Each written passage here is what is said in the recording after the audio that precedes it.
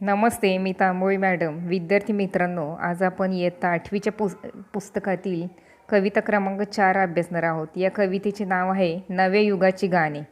या कवितेचे लेखक आहेत वि. नेमाडे. कवी लेखक त्यांच्या विविध विषयांवरील काव्यरचना प्रसिद्ध आहे. त्यांच्या काव्यातून बदलत्या काळातील मानवी जीवनावरील मार्मिक भाष्य आढळून येते. अतिशय वेगाने घडणाऱ्या वैज्ञानिक प्रगतीमुळे मानवी जीवनात मोठी क्रांती घडून येत आहे. विज्ञानाच्या पाठिंब्यामुळे शून्यातून नवे विश्व उभारण्याची जिद्द मानवामध्ये निर्माण होत आहे. मानवी जीवनातील दैन्य दूर होत आहे. नव्या प्रगतीच्या आशा पल्लवित होत आहे. ही कविता किशोर जानेवारी 1998 या मासिकातून घेतली आहे.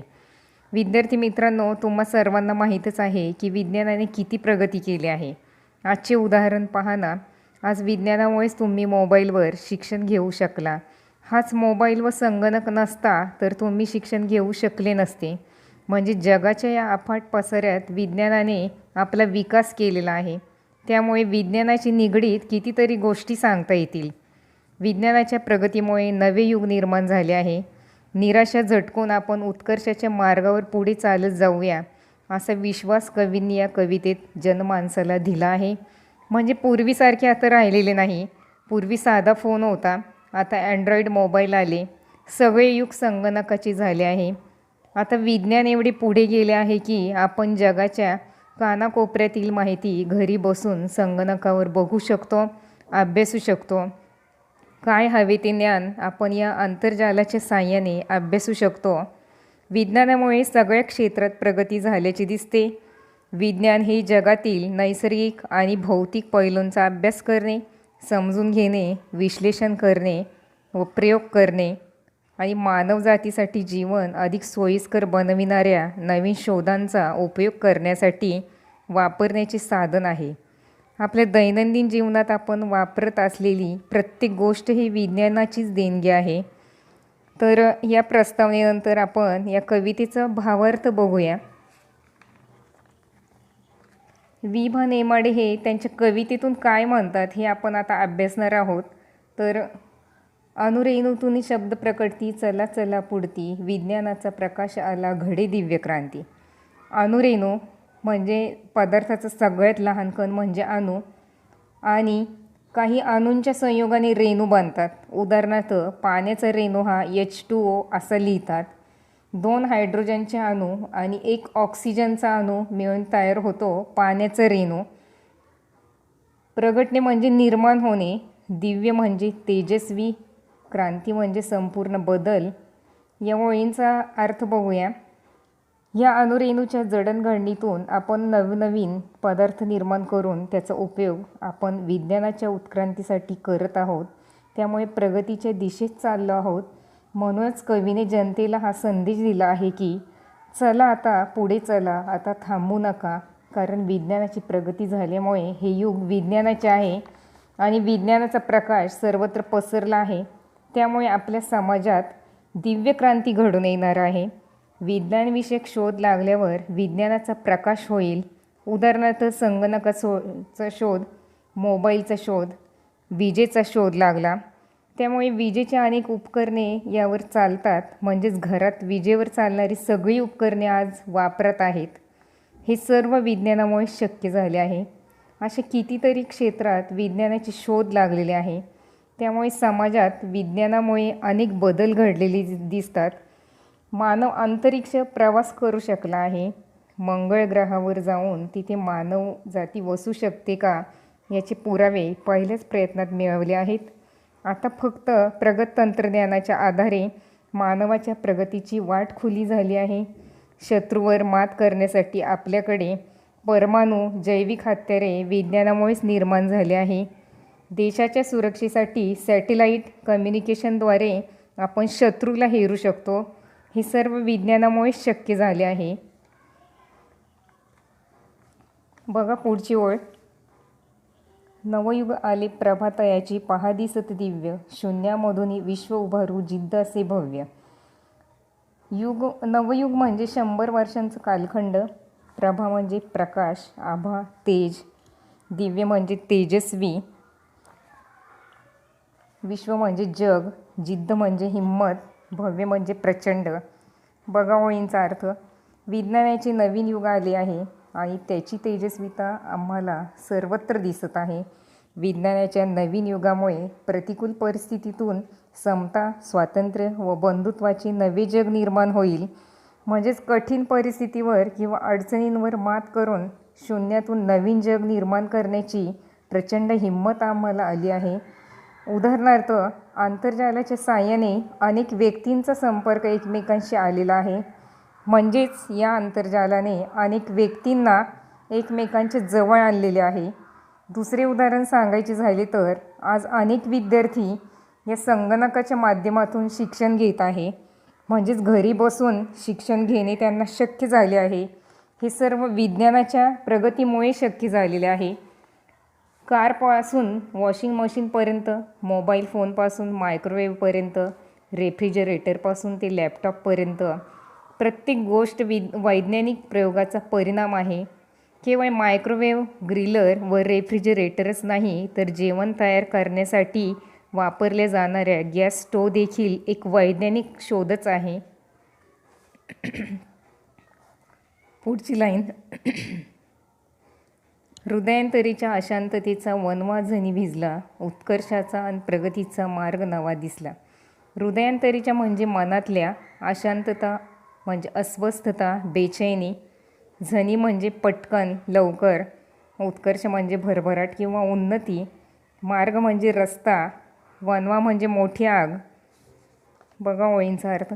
हृदयामध्ये असलेल्या भयान शांततेचा आणि अज्ञानाच्या अंधाराचा वणवा आता विझला आहे.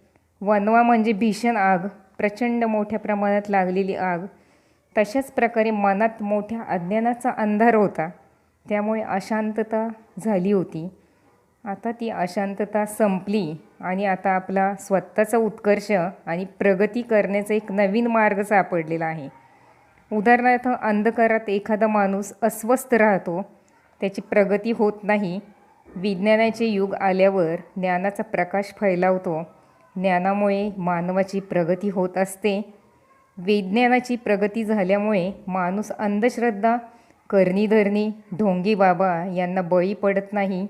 माणसाला विज्ञानामुळे समजले की हे सर्व खोटे आहे व विज्ञानच खरे आहे. पुढची ओळ. नवी चेतना अंतरी स्फुरली, दुबळेपण गेले, नैराश्याच्या होळीमधून तेज नवे आले. चेतना म्हणजे चैतन्य किंवा उत्साह, अंतरी म्हणजे मनात, स्फुरणे म्हणजे निर्माण होणे, दुबळेपण म्हणजे दुर्बलता किंवा हतबलता, नैराश्य म्हणजे निराशा, तेज म्हणजे प्रखर किंवा प्रकाश. आता होळी हा एक मराठी सण आहे, पण इथे अर्थ सर्व बुरसटलेले विचार व प्रथा जाळून टाकणे असा अर्थ आहे. बघा ओळींचा अर्थ. कवी म्हणतात की अंतःकरणातील नवी चेतना म्हणजे उत्साह निर्माण झाल्यावर दुबळेपणाचा शेवट होईल. नवचैतन्य मनामनात निर्माण झाल्यामुळे सगळी दुर्बलता नाहीशी झाली आहे. निराशेची संपूर्ण होळी करून नवीन विचारांचे तेज अवतरले आहे. म्हणजेच विज्ञानाच्या प्रगतीमुळे निराशा नष्ट झाली आहे आणि विज्ञानाच्या प्रगतीमुळे अनेक रोग आणि आजारांवर उपचार करणे शक्य झाले आहे. जैविक शास्त्रातील प्रगतीमुळे वेगवेगळ्या प्रजाती वनस्पती तयार करून त्याचा उपयोग आयुर्वेदात उपचारासाठी होत आहे. पुढची ओळ. मानवतेच्या मार्गावरती उठती जरी ज्वाला, अमरत्वाची फुले वेचुनी गुंफूया माला.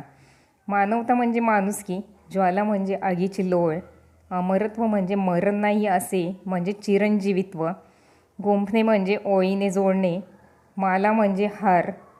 बघा अर्थ. मानवतेच्या मार्गामध्ये किती समस्या आल्या तरी त्या दूर करण्याची ताकद विज्ञानामध्ये आहे.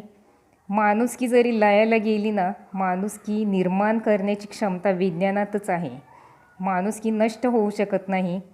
माणूस अमर आहे असे नाही, तर माणूस प्राणी मरते आहे, कधीतरी तो मरणारच आहे. तरी देखील आपण अमर राहण्याचा प्रयत्न करूया. चिरंजीवित्वाची म्हणजे कायमची माणुसकी निर्माण करण्याची क्षमता विज्ञानात आहे. माणसाच्या मनाचे परिवर्तन करण्याची ताकद विज्ञानात आहे. पुढची ओळ. नको खिन्नता, नको दीनता, नवसूर्य पहा उगवतो, उत्कर्ष पहा झळकतो, संघर्ष पहा बहरतो. खिन्नता म्हणजे उदासपणा किंवा नाराजी, दीनता म्हणजे गरिबी व दैन्य, झळकतो म्हणजे झगमगाट होणे, संघर्ष म्हणजे लढा झुंज किंवा लढाई, बहरतो म्हणजे फुलणे. बघा अर्थ.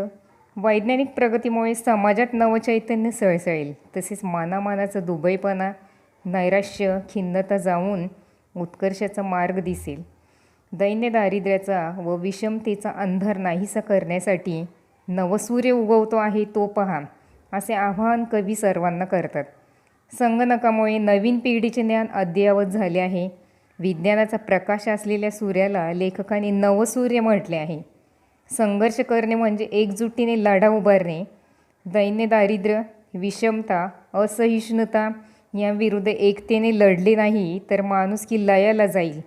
म्हणून विज्ञानाच्या प्रकाशात दिव्य क्रांती अपेक्षित आहे. डॉक्टर बाबासाहेब आंबेडकरांनी सर्व पीडित जनतेला एकत्र करून चवदार तळ्याचा संग्राम केला. तसा बुरसटलेल्या प्रथा व लांछनास्पद गोष्टींविरुद्ध संघर्ष उभारणे गरजेचे आहे. त्यास कवींनी संघर्ष पहा बहरला असे म्हटले आहे. पुढील ओळ. नसानसातून जोश उसळतो नवा आशा चित्ती, अनुरेणुतून शब्द प्रकटती चला चला पुढती. नसानसातून म्हणजे रक्तवाहिन्यातून जोश, जोम, जोर, शक्ती. उसळतो म्हणजे उसळी घेणे. चित्त म्हणजे मन. बघा अर्थ. विज्ञानाच्या प्रगतीमुळे रक्तारक्तात नवीन उत्साह, नवीन जोश उसळत आहे. नवीन आशा मनामनात रुजल्या आहेत. या उज्ज्वल विज्ञान युगातील अनुरेणूतून शब्द प्रकटत आहे. लोक हो पुढे चला, प्रगती करा असे कवी सांगतात.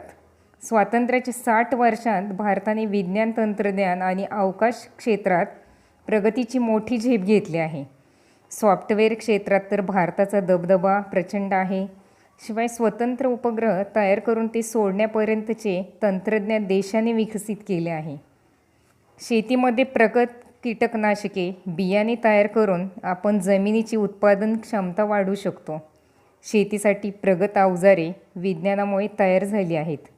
यंत्रमानवासारखी संकल्पना बरीच अवघड व जीवघेणी मानवाची कामे करू शकत आहे. हवामान अनुप्रणाली विज्ञानामुळे प्रगत झाली आहे. आपण येणारे संकट आधीच ओळखून त्याच्यावर उपाययोजना करू शकतो. अणुऊर्जेच्या शोधामुळे विविध प्रकारच्या ऊर्जा शोध करण्यास मार्ग सापडला आहे. वीज हा त्याच्या मुख्य शोधांपैकी एक आहे आणि ज्यामुळे आपल्या दैनंदिन जीवनावर त्याचा परिणाम होतो हे सर्वांना माहीत आहे.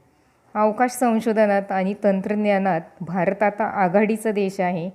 संपर्क, प्रसारण, हवामान, आपत्कालीन व्यवस्थापन, टेलिमेडिसिन या क्षेत्रात भारताने उपग्रहांचा नेमका वापर केला आहे. डॉक्टर विजय भटकर यांच्या नेतृत्वाखाली या संगणकाची निर्मिती करण्यात आलेली आहे. धन्यवाद.